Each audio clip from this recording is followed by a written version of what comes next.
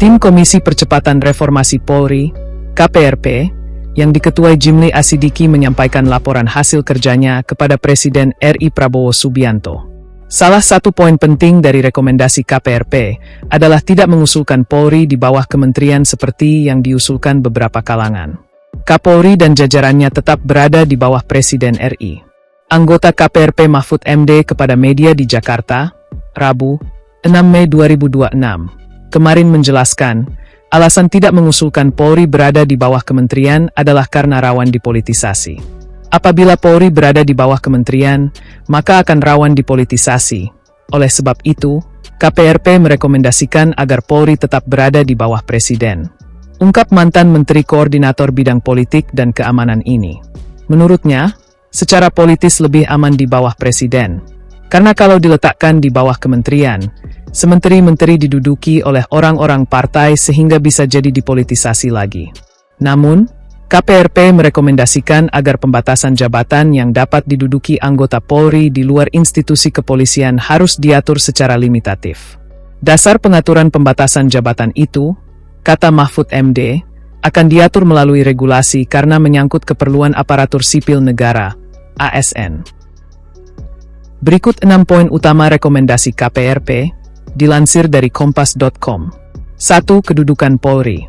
Dari hasil serap aspirasi terdapat beberapa masukan yang menyoroti kedudukan Polri dalam struktur ketatanegaraan, yaitu tetap di bawah Presiden seperti yang berlaku saat ini, atau membentuk kementerian baru yang akan menaungi Polri secara administratif.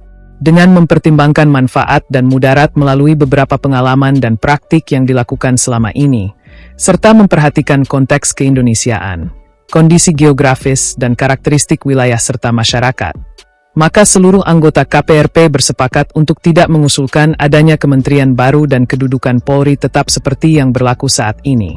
Dengan catatan keberadaan pengawas eksternal yaitu lembaga Kompolnas harus diperkuat dengan mandat kewenangan yang diperluas. 2. Penguatan lembaga Kompolnas.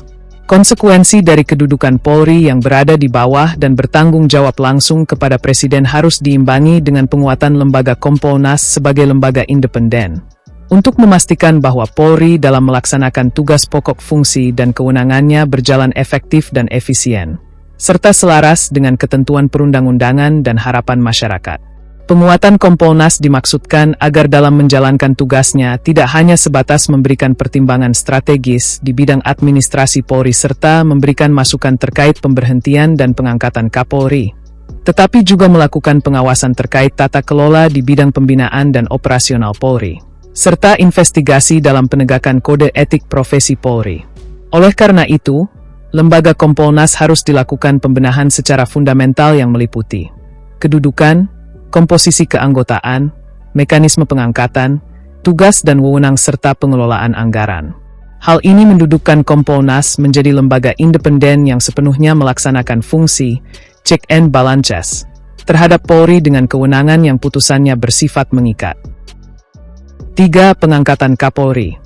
Mekanisme pengangkatan Kapolri melalui persetujuan DPR menjadi catatan dengan beberapa masukan yang menengarai bahwa hal itu menjadi celah pintu masuk politisasi dalam praktik pelaksanaan tugas Polri. Pada sisi lain, fungsi pengawasan DPR serta membagi beban tanggung jawab antara Presiden dan DPR dalam hal pengangkatan Kapolri menjadi alasan yang relevan mengapa mekanisme pengangkatan Kapolri harus melalui persetujuan DPR. Seluruh anggota komisi memberikan pendapat yang berimbang karena di antara keduanya memiliki argumentasi yang kuat dengan mempertimbangkan keuntungan dan kerugiannya. Oleh karena itu, ulasan di antara keduanya layak dipertimbangkan oleh Bapak Presiden untuk menentukan pilihan yang tepat dengan beberapa argumen dimaksud. 4. Penugasan anggota Polri di luar kepolisian. Pasca keluarnya putusan Mahkamah Konstitusi nomor 114 PU 23/2025 tanggal 13 November 2025 dan putusan MK nomor 223 PU 23/2025 tanggal 19 Januari 2026 memunculkan polemik dan perdebatan terkait dengan penugasan anggota Polri untuk menduduki jabatan di luar kepolisian. Hal itu berdampak pada posisi hukum dan administrasi serta keabsahan atas putusan dari para pejabat yang masuk dalam kategori putusan MK tersebut. Dampak dari permasalahan tersebut bukan hanya bagi institusi Polri, tetapi juga bagi kementerian lembaga lain yang terdapat penugasan anggota Polri aktif di dalamnya. Oleh karena itu, perlu ada penegasan dan pengaturan yang menyebutkan secara limitatif di dalam undang-undang atau aturan turunannya di dalam peraturan pemerintah terkait kementerian lembaga mana saja yang bisa ditempati oleh anggota Polri untuk menduduki jabatan di luar kepolisian. 5. Aspek kelembagaan dan aspek manajerial.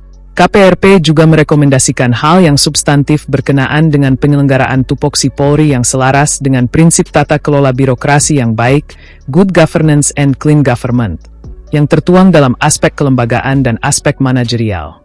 Aspek kelembagaan meliputi bidang struktural, instrumental, dan kultural. Sedangkan aspek manajerial meliputi tata kelola, bidang pembinaan dan operasional, sistem kepemimpinan, pengawasan, dan transformasi digital. Rekomendasi pada kedua aspek ini lebih bersifat teknis yang harus ditindaklanjuti dengan lebih terperinci dengan mensyaratkan Key Performance Indicator, KPI, dan capaian jangka waktunya serta menyelaraskan dengan Grand Strategi Polri 2025 hingga 2045 supaya tidak tumpang tindih dalam implementasinya.